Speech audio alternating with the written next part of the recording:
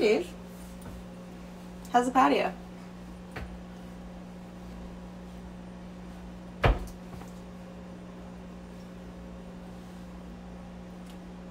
Alright guys, we're gonna go ahead and get started, and I'm sure people will join, but welcome to Wham Wednesday, What Alexa Made Wednesday, live from my tiny New York kitchen. I am hanging out here and we are going to make something really delicious today, something I really love, especially with Rosh Hashanah coming up.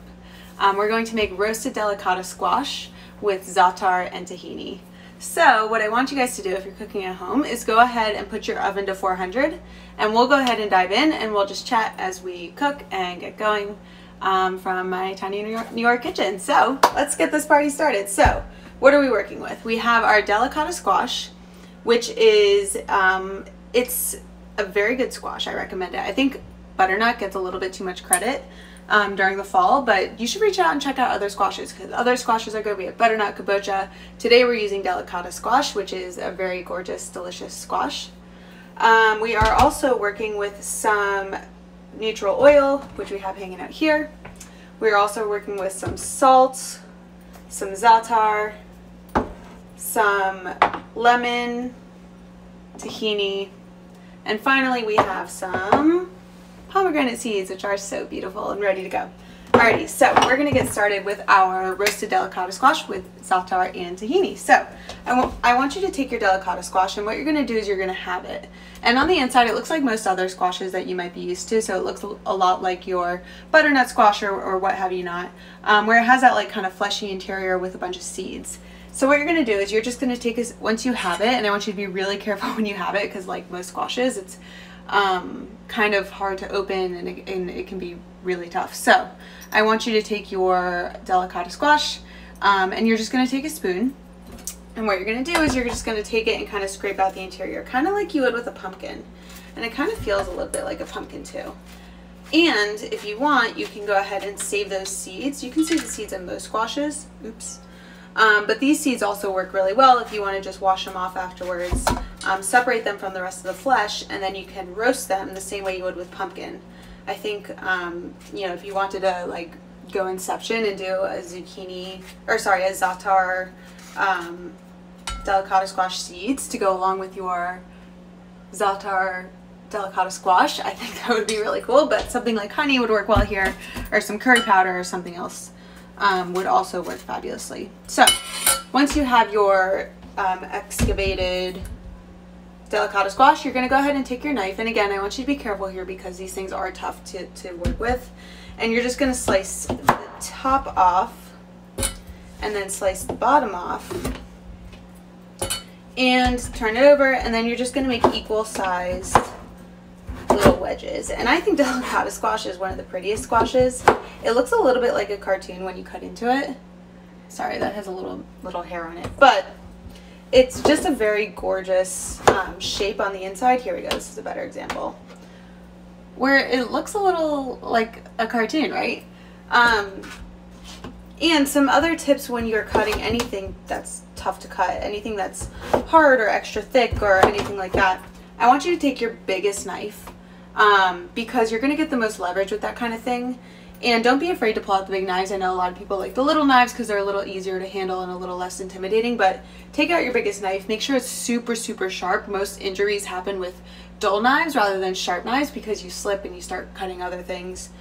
And so I want you to go ahead and take your sharpest knife, take your biggest knife, and go at it. And this applies to like a delicata squash or a butternut squash, or it applies to something like a watermelon, which can be tough to cut sometimes. So that's just kind of how you can prevent injury. Okay, so we're going to take our delicata squash and we're going to put it into a bowl. I already cut up the other half just for the sake of time. And you're going to toss all these guys in here and they're going to hang out. And then what I want you to do is to drizzle with some neutral oil. And my good friend Nikki Bayless asked a great question the other day. What is neutral oil? Neutral oil is anything that doesn't really impart much of a taste, but is really like a carrying good cooking oil. So something like sunflower oil or something like canola oil would work well, or avocado oil even.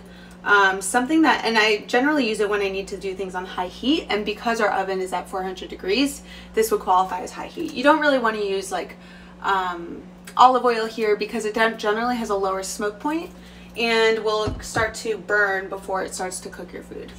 Okay, so I put about a tablespoon of neutral oil in here. Next we take our Za'Atar, and Za'Atar is a really fabulous seasoning. It's Middle Eastern, and it's generally made up of some like very earthy flavors. So you have your oregano and your thyme and your savory herbs in here, mixed in with some sesame. Some places do sumac. I had it for the first time in Israel on Birthright. It was a really great time. I was looking for something to bring home to my family, and since we are a food-driven family, I was looking for something food-related, and the vendor at the market suggested I bring home Za'Atar because it's very much a Middle Eastern, very much Israeli feeling thing. And now that I have my Za'Atar and my oil in the bowl with my squash, I'm just stirring it up here. And you just want everybody to hang out in the party and marry together. And remember, we have our oven heating on 400. So these guys are going to go in there and roast on a really high heat. And what that's going to do is that's going to cook the interiors and make them really nice and soft and delicious. But it's also going to start high heat with roasted vegetables. Really starts to caramelize the sugars on the outside, which gives you those characteristic like roasty notes that are so delicious and what you're always trying to go for with some roasted veggies. Okay, so everybody has joined the party. We're all hanging out in the bowl. I almost forgot I have to salt. Guys, that was close. All right, so we're gonna put a little salt in here.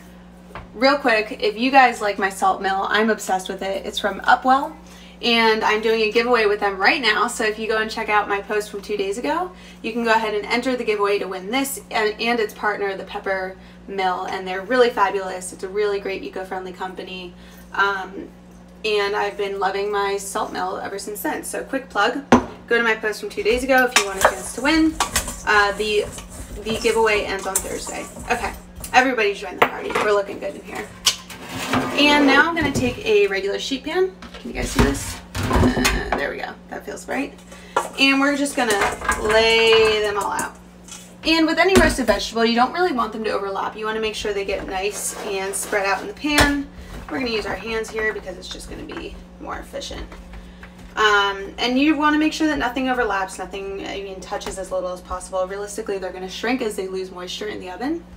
But you're going to want them as much as you can to not touch each other, because that'll guarantee maximum roastiness, which is always what we're going after. We always want maximum roastiness. Okay, so these guys are good. I'm going to wash my hands off real quick because I just touched a bunch of Za'Atar oil. And we have our 400-degree oven going. These guys are going to go in. They're going to go in for about 20 minutes or so. It depends how thick your slices are, really 20 to 30 minutes. What I would do is at the 15-minute mark, just check them and flip them, and then pop them right back in there. They're going to be great. Okay, have a nice nap. And what we are also getting out, is I pre-made a bunch so that we could continue this dish without having to wait 20 minutes. So, a little movie magic going on here. Whoops. And this is what they're going to look like when they come out of the oven. So as you can see, this pan was super crowded like my last pan when I put it in before. But as any roasted vegetable loses moisture, it's going to shrink.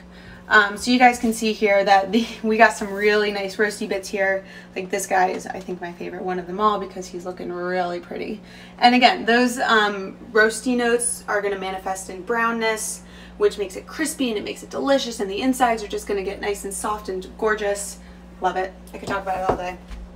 Okay, so if you're going to transfer to a serving dish, now's a really great time to do that. I live in a 500 square foot apartment and I don't have room for luxuries such as serving dishes, so my baking sheets are my serving dishes. So we're just going to finish up the party right on this guy. And what we're going to do is we are going to take our lemon, and you're gonna just have it, and you're just gonna squeeze a whole bunch of lemon juice right on top. And what's happening here is we have our like sweet notes that are coming from the roasty delicious Delicata squash, and now we have our sour notes that are coming from the lemon. And what else kind of gets our taste buds going? Fat, obviously. So that's gonna come in the form of tahini. Tahini is a ground sesame paste. It's very much Middle Eastern, which kind of goes with the theme of this dish. It's a little bit like peanut butter. I'd say it's a little bit thinner, and it is fabulous. If you've had halva, that's basically like condensed sweetened tahini. and it's beautiful. So we're just going to take this and we're going to do little streaks on top. Just kind of get jiggy with it. Whatever, it's fine. It's just going to go all over. And like I said, we have our sweetness from our squash. We have our earthiness from our Za'Atar. We have our tanginess from, or sorry, we have our sourness from our lemon. And now we have our delicious fat notes that our taste buds are going to respond to. Again, we put salt on earlier, so we're covered there. Morgan asked, do you have a favorite brand of tahini? To be honest, I don't. I shop at Trader Joe's a lot, so that's kind of what I default to. But I would consider any tahini you can find to be great. I know there's a lot of great brands out there. Tahini is starting to become a really big thing, so a lot of great small brands out there too are doing tahini. And then our final element is like our secret ingredient. It's going to be our pomegranate seeds. I took these out of a pomegranate earlier this week. They're so beautiful. They're like our little ruby gems, and they just are like little nature's little like bursts of flavor. And that when you hit that, in addition to all the other great things going on in here, it's just like a fireworks in your mouth. And I need a clean spoon. I'm gonna wash that off. It's fabulous. So like I said, we have our earthiness and our saltiness and our sweetness, and now we're gonna hit it with a bunch of like beautiful tangy notes, and you're just gonna drizzle these over. And when you serve them up, make sure you get a good scoop of everything, because it's going to make for a beautiful, delicious bite. Okay, guys, I think we're almost at the end of this recipe. Are there any questions before we, finish up here? I'm just gonna keep adding pomegranate seeds because I think they're great. Alrighty, and in your serving dish, this is going to look beautiful. You have your yellow, bright yellow from your Delicata squash. You have your beautiful, bright red, pink pomegranate seeds. It's fantastic. And we're going to go ahead and get this little roasty guy and check it out. L'chaim.